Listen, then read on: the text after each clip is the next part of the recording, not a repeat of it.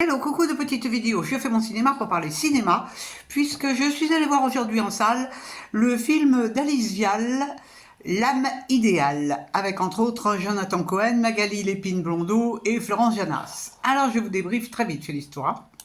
Une jeune femme qui est médecin ça se situe là, et elle est médecin dans un hôpital en soins palliatifs.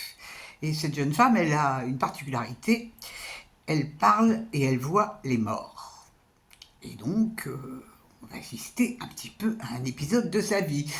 Et donc cette jeune femme, elle a renoncé aux amours classiques, elle a mis un peu de côté son côté sentimental, et puis un jour, il se trouve qu'elle va avoir un accident, alors qu'elle rentre chez elle, et un monsieur va venir l'aider, alors qu'elle est blessée sur le trottoir.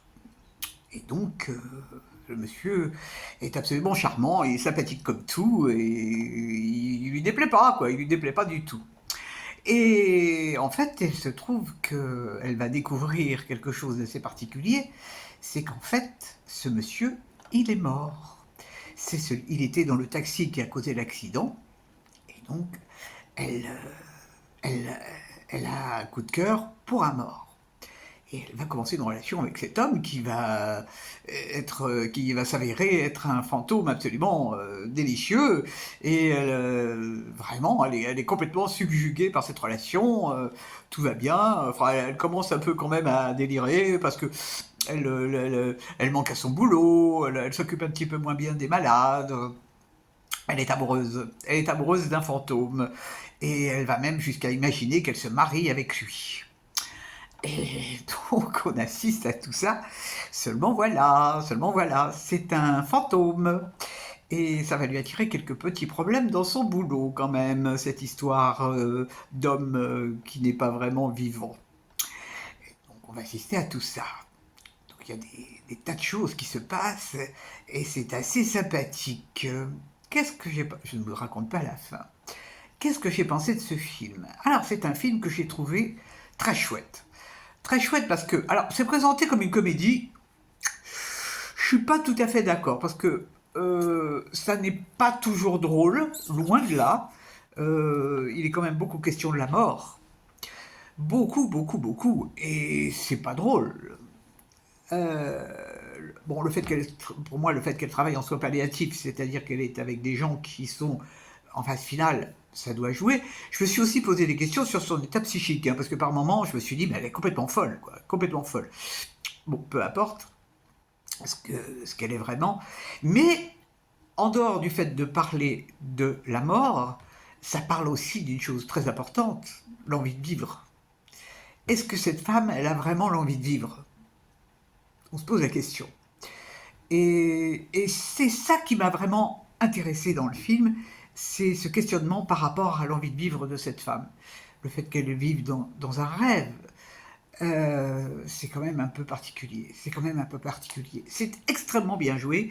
Alors moi j'ai été surprise parce que Jonathan Cohen, qui est plutôt d'habitude dans des rôles comiques, là il est parfait.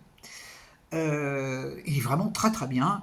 L'actrice qui joue aussi, elle jouait dans un autre film récemment, je crois, dont j'ai oublié le titre, Simple comme Vincent. Elle est très chouette aussi. Vraiment, les acteurs sont très très bien. Les situations sont intéressantes. Et alors, moi, j'ai imaginé, parce que j'ai de l'imagination, j'ai imaginé le même scénario sous un angle réellement comique. Et là, il y aurait matière. Bon, parce que des films avec des fantômes, il y en a eu. Hein, il y a eu des films romantiques, surtout des films romantiques d'ailleurs. Mais des films marrants avec des fantômes, eh ben, j'ai pas souvenir d'en avoir vu. Et là, il y a vraiment matière. Il y a vraiment matière, il y a des situations qui pourraient être vraiment super rigolotes. Bon, bah, c'est aux réalisateurs de faire leur boulot et puis d'inventer un film où il y aurait comme ça un mort et une vivante, ou une vivante et un mort. Ça pourra se faire, ça pourra se faire. Donc, c'est un film que j'ai même été très ému par moments. Bon, bah, parce que parce que je vieillis, hein, et que, bah, la mort, c'est le prochain grand événement qui va m'arriver. C'est marrant parce qu'il se passe pas un soir où quand je me couche, je me dis: «Est-ce que je vais me réveiller demain?» Bon, pourtant, je suis pas encore centenaire, mais bon, il y a pas d'âge, hein, il y a pas d'âge. Donc, bon, mais pour l'instant, je suis plutôt accroché à la vie. Je fais tout pour m'égayer ma vie. Donc, c'est déjà pas mal, c'est déjà pas mal.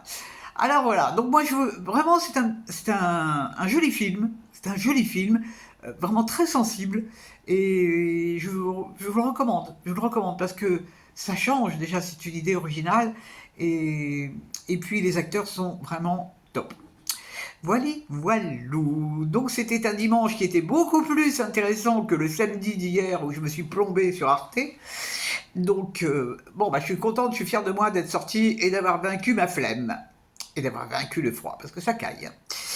Voilà, voilà, bah, j'espère que vous êtes tous en pleine forme, et puis que vous avez vu des films sympas, et mettez celui-là sur votre liste. Franchement, c'est pas mal du tout. Je vous dis salut, salut, à la prochaine pour parler cinéma, puisque demain je vais au Méliès voir un film qu'on m'a recommandé. Je vous dis salut, salut, à la prochaine pour parler cinéma ou fantôme.